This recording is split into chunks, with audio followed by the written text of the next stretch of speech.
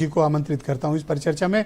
सुरेंद्र जी, क्या कारण है कि बांग्लादेश में देखिए किस तरह से हिंदुओं के साथ, वहाँ की माइनॉरिटी कम्युनिटी के साथ रिलीजियसली बड़ा हेट बिहेवियर हो रहा है, वायलेंस हो रहे हैं। आखिर हमें कुछ ठोस प्रयास करके एक पॉलिटिकल स्ट्रांग मैसेज बांग्लादेश की सरकार को क्यों नहीं दिया जा रहा है? किसने रोका है?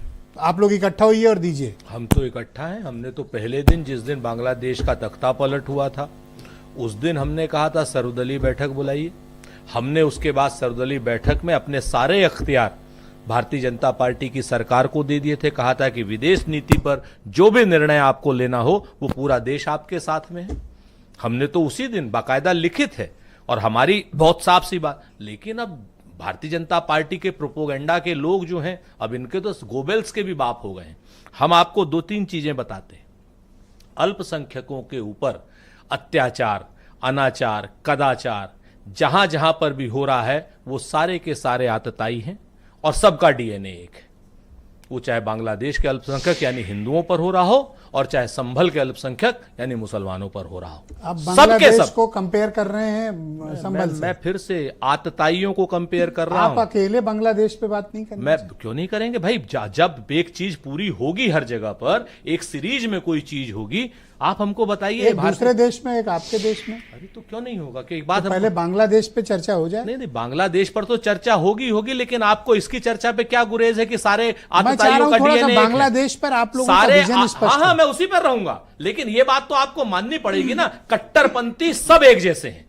किसी धर्म के कट्टरपंथी हो, सारे के सारे कट्टरपंथी एक जैसे हैं, बिल्कुल एक जैसे हैं, एक डीएनए है सबका।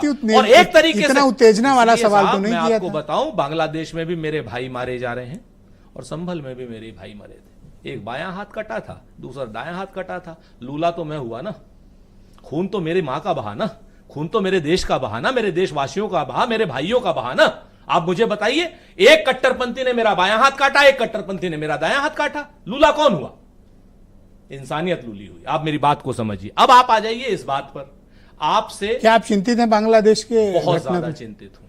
तो वहां क्या करना चाहिए? मैं तो कहता हूं कि हमने भारत सरकार को सारे अख्तियार दे रखे हैं, सारे। आपसे अगर नहीं संभल रहा है तो हम इंदिरा गांधी जी की तरीके के रास्ते पर चलने के लिए तैयार हैं। आप सत्ता छोड़िए, हम काम कर देंगे। आप वार चाहते हैं? हम फिर वही चीज है। क्या इंदिरा गांधी वार चाहती थी?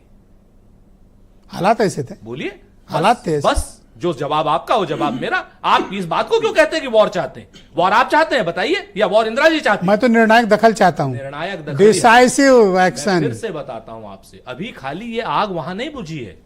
अभी बांग्लादेश की से जो म्यांमार की सीमा जुड़ी हुई है वहां पे भी शुरू हो गया है सर। अभी आप चिंता मत कीजिए। तो क्यों नहीं सजेस्ट करते हो? आप लोग तो प्रिंसिपल अपोजिशन है, आप मिलिए और सजेस्ट करिए कि देखिए गलत हो रहा है। एक बार नहीं सजेस्ट किया। मैं तो कहता हूं ना आपसे कि ये लोग आज की डेट में हिंदू मुसलमान की फसल, सांप्रदायिकता का जहर, इससे आगे नहीं बढ़ पा रहे। आज की डेट में अगर बांग्लादेश की इनसे बात पूछ लीजिए तो कहेंगे लखनऊ में हमने प्रदर्शन कर दिया। अरे भाई, लखनऊ में प्रदर्शन आलोक जी, पहला राउंड है, थोड़ा अपनी बात कर लें। लखनऊ में प्रदर्शन करके ब्रिजेश भाई आप मुझे बताइए आपने हासिल क्या किया? लखनऊ के प्रदर्शन से बांग्ला अभी इससे देश की सॉलिडेरिटी दिखती है कि वहां के जो कुछ भी हो रहा है ना वो हम एक हैं। ओहो, लखनऊ में क्यों वो बांग्लादेशियों को दिख रही है? पूरे आप याद करिए 71 में क्या हुआ था, हिस्ट्री पढ़िए। परसों पूरे देश में ईस्ट पाकिस्तान के खिलाफ माहौल था। सुनिए, परसों बांग्लादेश में एक फौजी जनरल कह रहा था नरेंद्र मोदी जी का नाम लेकर के, क्या नाम, अमित शाह जी का नाम लेकर के, और उसका तीसरे राजनाथ सिंह जी का नाम लेकर। मैं अकेला आदमी था जिसने उसकी मजम्मत की कि हमारे देश के सर्वशक्ति प्रधानमंत्री के खिलाफ तुम्हारी हिम्मत, हैसियत और हौसला कैसे हुआ।